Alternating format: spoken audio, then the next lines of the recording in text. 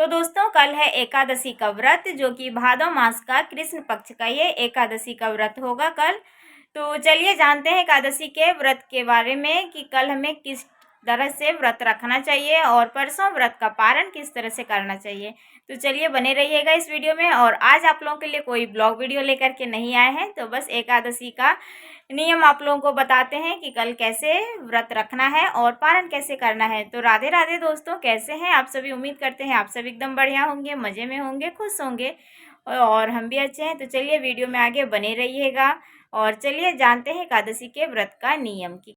तो दोस्तों कल गुरुवार के दिन ही पड़ रहा है एकादशी का व्रत, जो कि भादव मास के कृष्ण पक्ष तिथि का अजा एकादशी का व्रत है, जो कि कल 29 अगस्त गुरुवार के दिन को रखा जाएगा।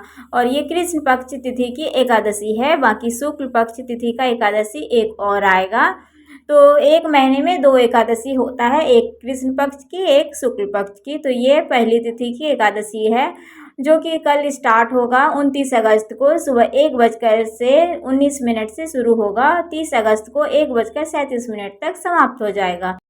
तो एकादशी व्रत रखने से पहले एक दिन पहले ही हमें व्रत का नियम शुरू हो जाता है। और एकादशी का व्रत जो हम रखते हैं तो 3 दिन का मान होता है। एक दिन होता है सबसे फर्स्ट में नहाए खाए, जो कि आज के दिन ही पड़ेगा दोस्तों। तो आज बुधवार है, आज के दिन ही हमें नहा के अच्छे से साफ़ सुथरा होकर खाना खाना चाहिए, वो भी बिना लहसुन प्याज वाला।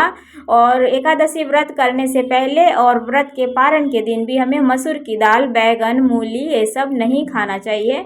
तो ध्यान रहे, अगर एकादशी का व्रत करते हैं तो अपना थोड़ा सा नियम ज़रूर से रखें। ये सब ध्यान में रहना चाहिए कि हम मसूर की दाल, लहसुन प्याज, बैगन, मूली ये सब चीज़ें ना खाएं, तो अच्छा रहेगा, ज़्यादा बेहतर रहता है।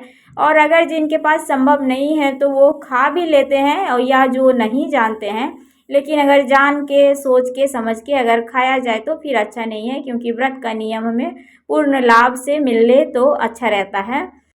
तो नहाए खाए के दिन तो हमें थोड़ा सा सावधानी बरतना ही चाहिए। और उसके बाद फलाहार का दिन आता है, जो कि एकादशी कल है 29 तारीख को।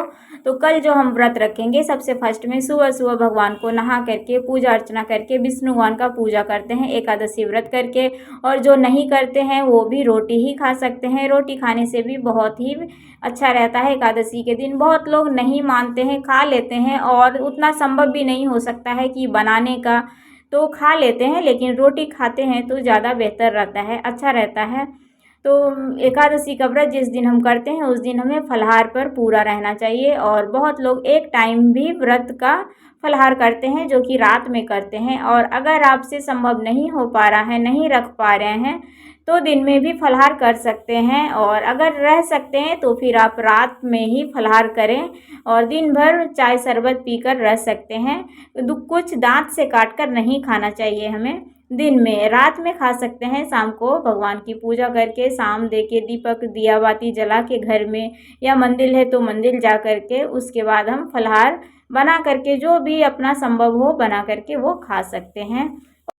और दोस्तों व्रत के दूसरे दिन हमें व्रत का पारण करना होता है। तो व्रत के पारण का शुभ मुहूर्त है सुबह 7 बजे से लेकर के 8:30 बजे तक का मुहूर्त है। सुबह में आप जल्दी से उठ करके स्नान ध्यान करके अपना पूजा पाठ करके व्रत का पारण कर सकते हैं। और एकादशी के व्रत में ना पारण का भी कुछ नियम होता है कि किसी चीज़ से भी हमें पारण करने की लिखी रहती है, वो एक बुक आता है, उसी में सारा कुछ लिखा रहता है कि इसी चीज़ से हमें पारण करनी चाहिए।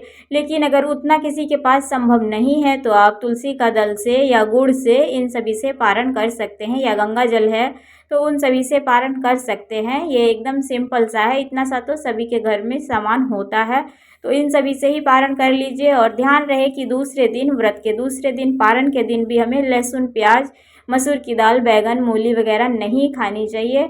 तो 3 दिन हमें एकादशी के व्रत का नियम के पालन करना होता है। तो इन सभी का अगर ध्यान रखेंगे तो हमें व्रत का पूर्ण लाभ मिलता है। और ये एकदम सिंपल तरीके वाला हुआ, ज़्यादा उतना कोई भी तामझाम वाला नहीं अगर आप रखते हैं तो।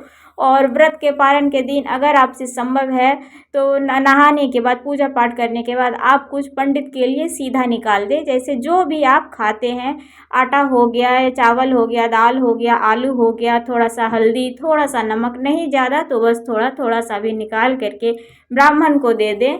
तो सीधा निकाला जाता है एकादशी में। ये देने से व्रत का हमें पूर्ण लाभ मिलता है। तो ये आप थोड़ी थोड़ी सी चीज़ें ही, अगर ज़्यादा है तो ज़्यादा दे सकते हैं, कम है तो कम दे सकते हैं। ये सब चीज़ें दे के सीधा हमें पंडित को देनी चाहिए।